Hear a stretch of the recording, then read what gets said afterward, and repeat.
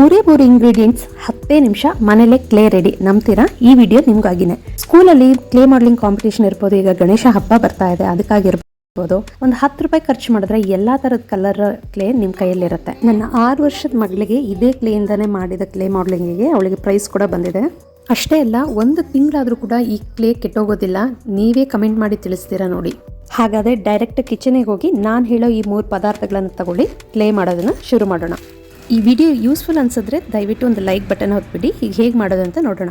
ಇದಕ್ಕೆ ಬೇಕಾಗಿರೋದು 1 ಕಪ್ಪಷ್ಟು ಮೈದಾ. ಅಂದರೆ ನೀವು ಎಷ್ಟು ಮಾಡ್ಕೊಳ್ತೀರೋ ಆ ಥರ ನಾನು ನಿಮಗೆ 1 ಕಪ್ ಅಳತೆಗೆ ಹೇಳ್ಕೊಡ್ತಾ ಇದ್ದೀನಿ, ಹಾಗಾಗಿ ನಿಮಗೆ ಕಲೀಲಿಕ್ಕೆ ಈಸಿ ಆಗ್ಬೋದು. ಸೊ ಒಂದು ಟ್ರೇ ತಗೊಳ್ಳಿ, ಅದರಲ್ಲಿ 1 ಕಪ್ಪಷ್ಟು ಮೈದಾನ ಸೇರಿಸ್ಕೊಳ್ಳೋಣ.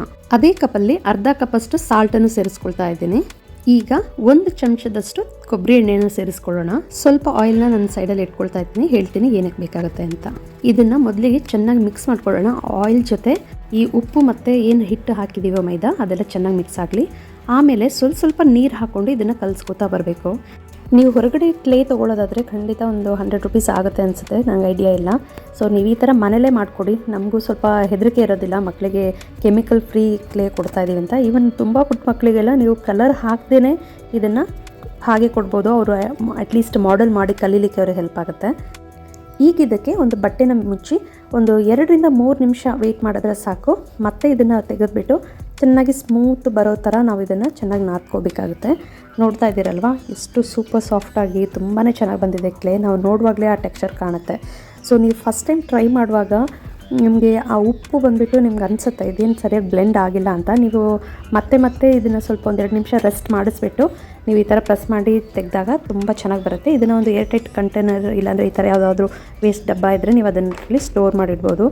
ಮತ್ತು ಇನ್ನೊಂದು ಹೇಳ್ತೀನಿ, 1 ತಿಂಗಳಾದರೂ ಇದು ಕೆಟ್ಟೋಗೋದಿಲ್ಲ. ನೀವು ಇದನ್ನು ಟ್ರೈ ಮಾಡಿಬಿಟ್ಟು ನನಗೆ ಕಮೆಂಟ್ ಸೆಕ್ಷನಲ್ಲಿ ನೀವು ಖಂಡಿತ ತಿಳಿಸ್ತೀರಾ.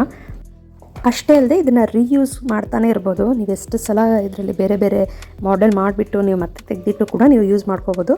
ಸ್ವಲ್ಪ ಡ್ರೈ ಆದಾಗ ಕೊಬ್ಬರಿ ಎಣ್ಣೆನ ಯೂಸ್ ಮಾಡ್ಕೊಳ್ಳಿ, ಅಷ್ಟೇ ತುಂಬಾ ಚೆನ್ನಾಗಿರುತ್ತೆ. ಸೊ ನಾನು ಉಳಿದಿದ್ದನ್ನು ಸ್ವಲ್ಪ ತೆಗೆದಿಡ್ತಾ ಇದ್ದೀನಿ, ಆಯಿಲ್ ಸ್ವಲ್ಪ ಅಪ್ಲೈ ಮಾಡಿನೇ ತೆಗೆದಿಡ್ತಾ ಇದ್ದೀನಿ. ಏರ್ಟೈಟ್ ಕಂಟೈನರಲ್ಲಿ ಇಟ್ಟರೆ ತುಂಬ ದಿನ ಇರುತ್ತೆ. ನಾನೀಗ ಒಂದು ಡಬ್ಬಿಲಿ ಹಾಕಿಡ್ತಾ ಇದ್ದೀನಿ. ಇವಾಗ ಇದನ್ನು ಕಲರ್ ಹೇಗೆ ಕೊಡೋದು ಅಂತ ನೋಡೋಣ. ನಾನು ಇದಕ್ಕೆ ವಾಟರ್ ಬೇಸ್ಡ್ ಕಲರೇ ಯೂಸ್ ಮಾಡ್ತಾ ಇದ್ದೀನಿ. ಈವನ್ ನೀವು ಅಕ್ರಿಲಿಕ್ ಕಲರ್ಸ್ ಕೂಡ ನೀವು ಯೂಸ್ ಮಾಡ್ಬೋದು. ನೋಡ್ತಾ ಇದ್ದೀರಲ್ಲ, ಈ ಟೆಕ್ಸ್ಚರ್ ಬರಬೇಕು. ನೀವು ಆ ಹಿಟ್ಟನ್ನ ಈ ಥರ ಮಾಡಿದಾಗ ಈ ಟೆಕ್ಸ್ಚರ್ ಬಂತು ಅಂದರೆ ನಿಮಗೆ ಯಾವ ಥರ ಮಾಡೆಲ್ ಬೇಕಾದ್ರೂ ಮಾಡ್ಕೋಬೋದು. ಇದು ಜಸ್ಟ್ 10 ರೂಪೀಸ್ ಅಷ್ಟೇ ಒಂದು ಇದಕ್ಕೆ. ನೀವು ಇದನ್ನೇ ಯೂಸ್ ಮಾಡ್ಕೋಬೋದು, ತುಂಬ ಬಜೆಟ್ ಫ್ರೆಂಡ್ಲಿಯಾಗೂ ಇರುತ್ತೆ. ಈಗ ಹೇಗೆ ಕಲರ್ ಮಿಕ್ಸ್ ಮಾಡೋದು ಅನ್ನೋದನ್ನು ನಾನು ತೋರಿಸ್ತೇನೆ. ನೀವೇನು ಮಾಡೆಲ್ ಮಾಡಬೇಕು ಅನ್ಕೋತಿದ್ದೋ ಅದಕ್ಕೆ ತಕ್ಕ ಹಾಗೆ ನಿಮ್ಗೆ ಯಾವ್ಯಾವ ಕಲರ್ಸ್ ಬೇಕೋ ಆವಾಗ ನೀವು ಈ ಕಲರ್ಸ್ನ ಮಿಕ್ಸ್ ಮಾಡಿಕೊಂಡು ನೀವು ಕಲರ್ಸ್ ಕ್ಲೇನ ಮಾಡ್ಕೋಬೋದು. ಈ ವಿಡಿಯೋ ಏನಾದರೂ ನಿಮಗೆ ಯೂಸ್ಫುಲ್ ಅನಿಸಿದೆ ದಯವಿಟ್ಟು ಲೈಕ್ ಕೊಡೋದನ್ನು ಮರಿಬೇಡಿ. ನೀವು ಲೈಕ್ ಕೊಡೋದ್ರಿಂದ ಇದು ಸುಮಾರು ಜನಕ್ಕೆ ಹೋಗಿ ತಲುಪುತ್ತೆ ಈ ವಿಡಿಯೋ.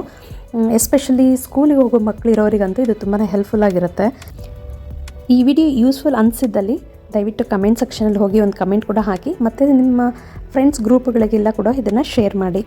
ನಾನು ನಿನ್ನೆ ಅಷ್ಟೇ ಒಂದು ವಿಡಿಯೋನ ಪೋಸ್ಟ್ ಮಾಡಿದ್ದೀನಿ ಗಣೇಶನ ಹೇಗೆ ಮಾಡೋದಂತ. ಈ ಸಲ ಏನಾದರೂ ಗಣೇಶ ಹಬ್ಬಕ್ಕೆ ಮನೇಲೇ ನೀವು ಹೋಮ್ ಮೇಡ್ ಗಣೇಶ ಮಾಡ್ಕೋಬೇಕು ಅನ್ನೋದಾದರೆ ನೀವು ಆ ವಿಡಿಯೋನ ಚೆಕ್ ಮಾಡಿ.